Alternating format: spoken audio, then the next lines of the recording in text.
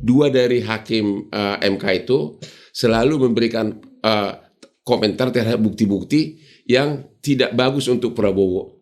Saya bilang itu pasti nanti keputusannya akan akhirnya disenting. Bahkan saya pernah mau diusir sama dia dari sidang. Jadi kita itu kalau sudah pengalaman kita langsung tahu arah pertanyaannya itu kemana. Begitu ada bukti yang benar-benar penting yang menguntungkan klien kita, dia cuekin, itu berarti berarti dia hasilnya di pihak sana. Itu jadi itu ada juga pengalaman, makanya pengacara itu kan perlu bukan hanya gelar, ya, tapi juga jam terbang itu sangat perlu. Tapi beliau ini ya saya kagum gelar profesornya, tapi juga bahasa Inggris, bahasa Belanda hukumnya itu masih hafal. Aku paling benci bahasa Belanda. Terminologinya ya paling khas. Aku paling benci kalau ngomong ya.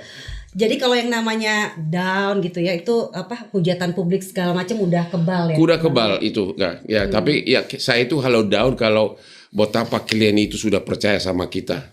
Kalau bisa honor itu kembali dia asal menang. Usah itu, tapi what can you do? Dan itu bisa langsung, bisa 2 bulan kita down menunggu putusan kan, kesaksian, pembuktian, kesimpulan, baru 2 bulan lagi baru jelas-jelas kalah.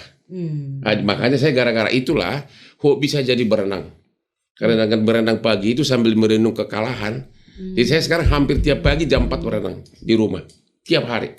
Ya. Dan juga banyak benar ide-ide baru di situ. Ternyata kalau otak kita itu segar, banyak ide-ide baru, termasuk malam ini makan malam dengan yang mana gitu. Iya. Itu kita obrolin nanti ya Bang ya. Bisa aja Bang, kalau misalnya kan tadi kan kita bicara soal kekebalan gitu ya. Ini yang lagi hangat nih, yang lagi diperbincangkan imunitas advokat RUU KUHP.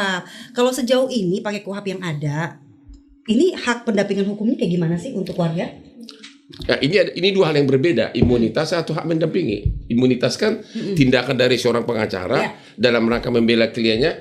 Ada satu sekarang yang korban sudah dituntut 2 tahun gara-gara membela kliennya tapi melanggar aturan kode etik. Yang mana yang ditanya nih? Ya, selama ini pendampingan Abang. Perlindungan hukum. Jadi yang paling fatal banyak pelanggaran hak asasi manusia adalah karena di Indonesia ini seseorang tidak punya hak untuk didampingi pengacara, saksi tidak berhak didampingi pengacara, baik selama penyelidikan maupun selama penyidikan saksi. Padahal justru disitulah paling banyak pelanggaran, terutama misalnya seseorang sudah diperiksa 24 jam, tidak bisa didampingi pengacara, ya. Pas menit terakhir ditetapkan tersangka. Udah matang, dia sudah ngaku semuanya dalam suatu ruangan tertutup kayak gini, dia tidak didampingi pengacara, sehingga karena udah keburu tanda tangan jadi tersangka di pengadilan udah susah dipatahkan karena dia sudah menandatangani BAP yang seolah-olah mengaku yang menguntungkan penyidik. Makanya salah satu yang mutlak, saya dengar tadi dari Pak Wamen itu sudah tertampung bahwa selama proses penyelidikan dan penyidikan, saksi itu harus berhak didampingi oleh pengacara.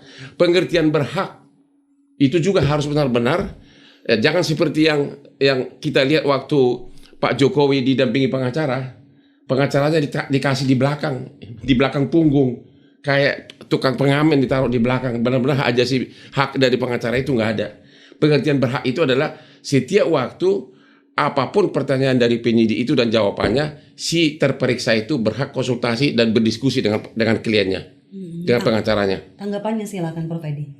Ya, kalau kita bicara dalam RUU KUHP yang baru ini memang ada keseimbangan ya.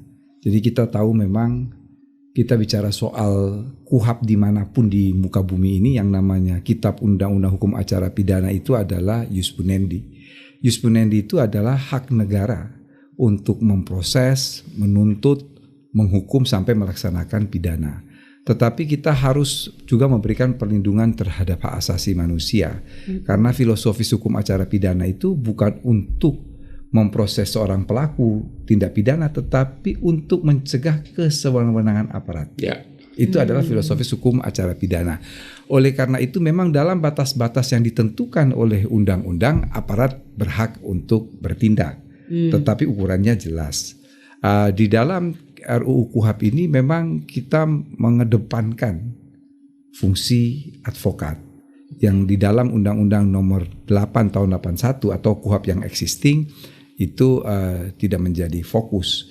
Bahkan kesederajatan di antara aparat hukum itu terlihat jelas di dalam rancangan usulan pemerintah dalam pasal 2 kalau saya tidak salah, yang menyatakan bahwa sistem peradilan pidana ini dilaksanakan berdasarkan, hukum acara ini dilaksanakan berdasarkan sistem peradilan pidana terpadu yang berdasarkan prinsip diferensiasi fungsional, menekankan fungsi penyidikan pada Polri, penuntutan pada kejaksaan, mengadili pada hakim, dan advokat yang bertugas untuk mendudukan suatu perkara secara profesional dan proporsional, serta pembimbing kemasyarakatan yang bertugas untuk melakukan pembinaan terhadap narapidana atau terpidana. Jadi di situ kita mau lihat bahwa seluruh aparat hukum itu equal, sederajat di situ. Karena untuk menghasilkan sistem peradilan pidana terpadu. Ini dituangkan dalam pasal-pasal yang lebih konkret. Di dalam KUHP yang lama atau yang existing nggak ada loh hak-hak tersangka itu apa. Ini jelas hak-hak tersangka itu apa. Antara lain adalah didampingi oleh kuasa hukum atau advokat. Ada hak saksi, ada hak perempuan, ada hak korban, ada hak anak, ada hak penyandang disabilitas. Dan saya ingat waktu draft itu diserahkan secara resmi pada tanggal 8 Juli, jadi 9 hari yang lalu kepada Komisi 3 DPR, kemudian dilakukan pembahasan sekitar 7 pasal yang substansi, antara lain adalah soal ini. Jadi memang atas permintaan organisasi advokat dan koalisi masyarakat sipil, bahwa pada setiap tingkatan, kalau kita bicara setiap tingkatan itu kan berarti the first step in criminal justice system itu adalah inquiry, penyelidikan. Maka mulai dari inquiry, penyelidikan, investigation, penyidikan, kemudian prosecution authority sampai in front of the court, itu berhak didampingi oleh advokat.